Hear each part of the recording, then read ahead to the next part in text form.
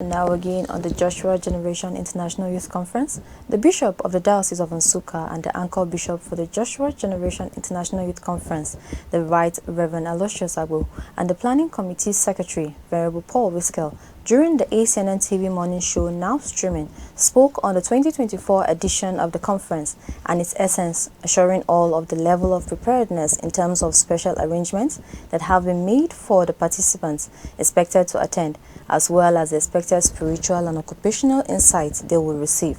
According to the Anchor Bishop, the Joshua Generation International Youth Conference is a vision of the primate of all Nigeria, His Grace, the Most Reverend Dr. Henry Ndukuba, and it is set to reach out to the youth to teach and train them to occupy the 7 mountains of influence of the world.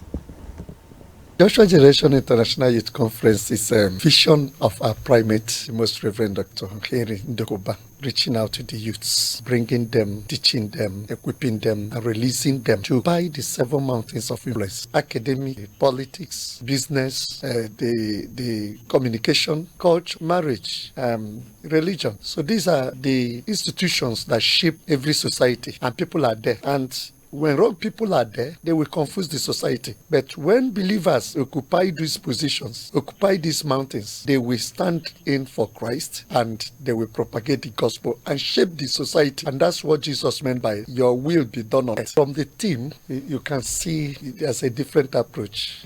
Yes, accommodation and transportation. So I take on accommodation first. Very good arrangement has been put in place to accommodate the number I mentioned earlier, more than 20,000 persons.